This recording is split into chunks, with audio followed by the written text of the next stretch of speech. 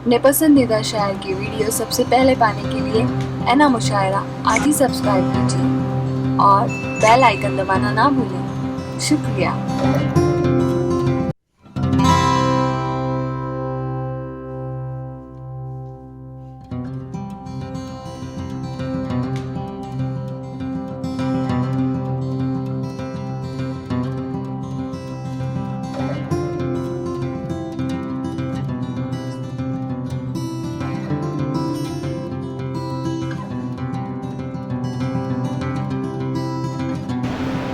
Doctor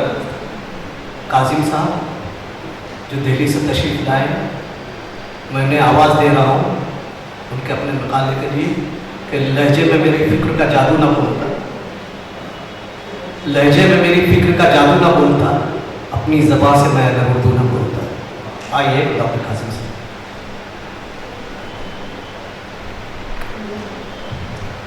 شکریہ جناب۔ آج کے اس ممبئی اردو فیسٹیول کے دوسرے دن کے آخری اجلاس کے صدر محترم ایاز گورکھپوری صاحب، پروفیسر مولا جمال صاحبہ اور گلشن، آخری سیشن ہے اور وقت کی تنگی ہے، مقالہ بہت طویل ہے میرا، تو اس لیے وہ نہیں لایا ہے۔ ایاز گورکھپوری صاحب کا یہ ہے کہ وہ میں شائع کر دوں گا، آپ چند نکات پر بات کر لیجیے۔ تو ان کے حکم کے مطابق میں پوائنٹ وائز ہی دو تین نکات جو ہے یہاں اس پر ہی گفتگو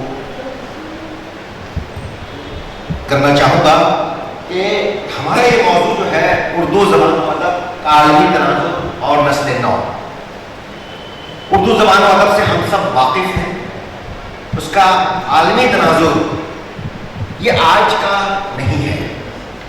اس کے عالمی تناظر پر جب ہم دیکھتے ہیں، اس کے بارے میں جب ہم سوچتے ہیں تو ہم یاد کریں کہ برٹش جب یہاں آئے تھے اور انہوں نے اس زبان کی اہمیت کو سمجھا تھا اور یہاں حکومت کرنے کے لیے انہوں نے جس زبان کا انتخاب کیا تھا وہ اردو تھی، اور اس لیے انہوں نے 1800 میں فورٹ ولیم کالج کا قیام عمل میں لایا تھا اور وہاں اپنے ملازمین کو اردو سکھانے کا کام کیا تھا۔ اور وہ ملازمین برطانیہ سے آتے تھے،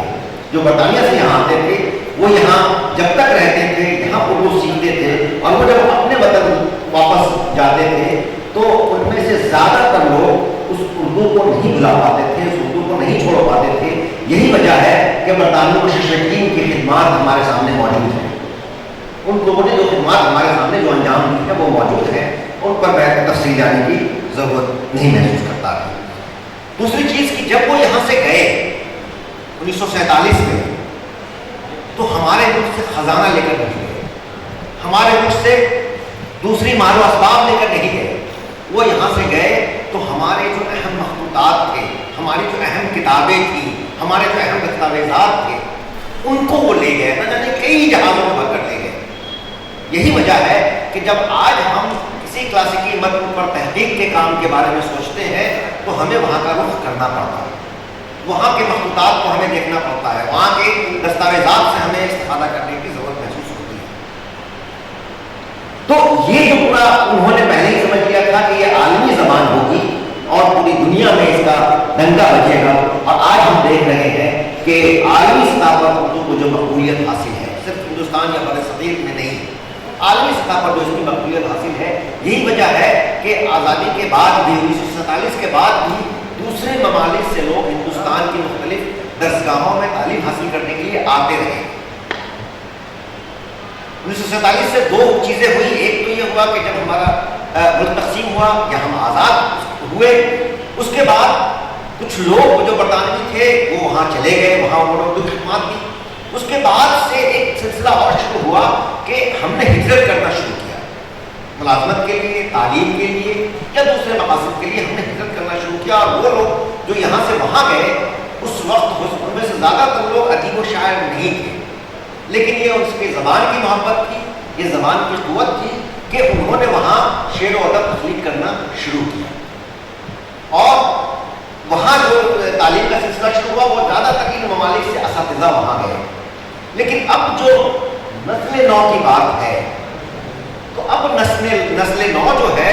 वो अब हम यूनिवर्सिटीज को भी देखें तो जितनी तादाद में पहले लोग यहाँ उर्दू की तालीम हासिल करने के लिए आते थे,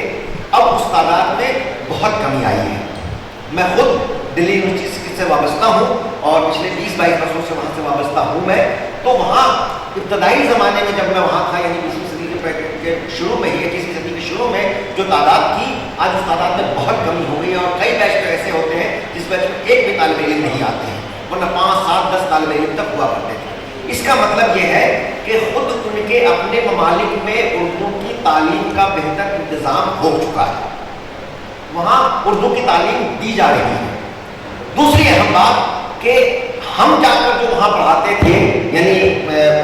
बरज़मीन से असातिज़ा जो वहाँ जाया करते थे, अब उनके अपने असातिज़ा मामूल होने लगे हैं इन कामों में। यहाँ उनकी बेहतरीन मिसाल यहाँ वाला मौजूद है, जो वहाँ अरबी उनकी मादरी ज़बान है, उन्होंने उर्दू सीखी, उर्दू पढ़ी, अब वहाँ उर्दू पढ़ाने का काम कर रही है। तो ये पूरा जो आलमी तनाज़ुर है, उसमें अब जो नस्ल है, उस नस्ल ने वहाँ अपना काम शुरू कर दिया है, यानी अब हमारी उनको मोहताज हमारी नहीं है। इसका मतलब कि वहाँ खासी तादाद में है। मैं अज़हर मिस्र जाने का मुझे मौका मिला और वहाँ अज़हर यूनिवर्सिटी में ही उर्दू के 2 शोबे हैं। एक शोबा जो मेन बच्चों के लिए, मर्दों के लिए है, और एक ख़वातीन का अलग शोबा है,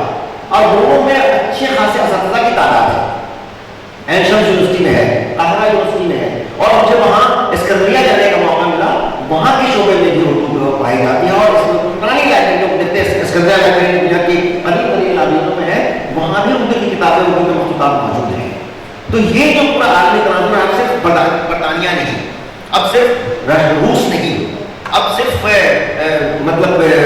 अमेरिका नहीं, जर्मनी नहीं, सिर्फ जापान, मॉरिशस, मिस्र, ईरान, उज़्बेकिस्तान, इन जगहों पर, तुर्की, इन जगहों पर उर्दू का बड़ा शोबा मौजूद है। और वहाँ तालिब इल्म मकामी तालिब इल्म है, रिसर्च का काम भी हो रहा है।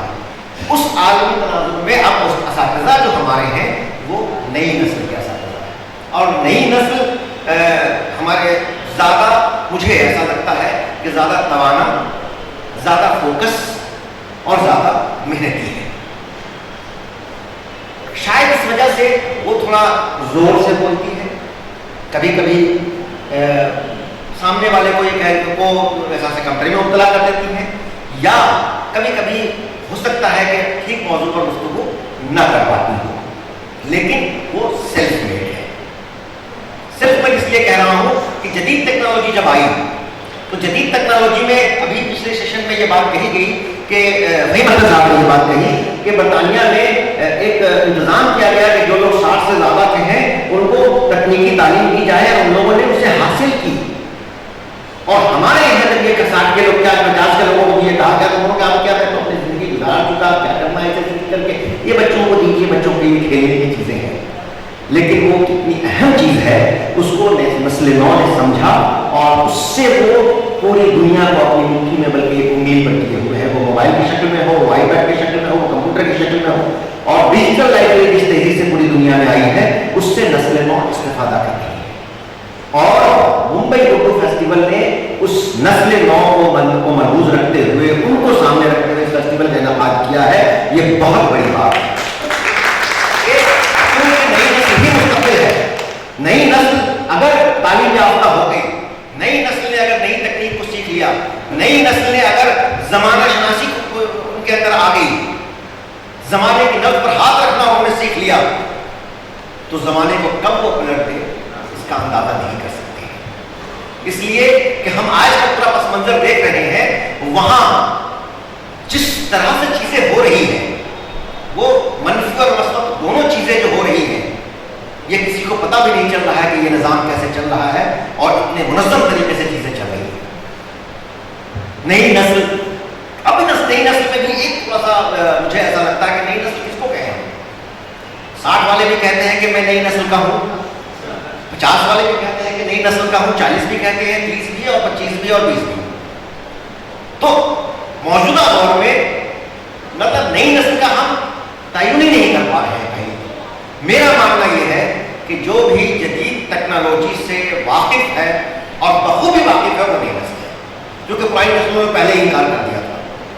पहली बार जब मैं यूनिवर्सिटी में आया, वहाँ हर असातिज़ा को हर उस्ताद को एक कंप्यूटर दिया गया कि ये लीजिए, यहाँ इस पर काम कीजिए। कई असातिज़ा ऐसे थे जो कभी कंप्यूटर पर उम्मीद रखने का भी मौका नहीं मिला, अपने मेज़ पर उन्होंने सिखा दिया।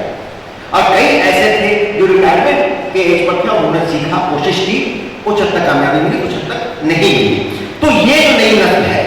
ये नई नस्ल नए हौसले के साथ नई टेक्नोलॉजी को अपना रही है, और इसलिए इन नई नस्ल को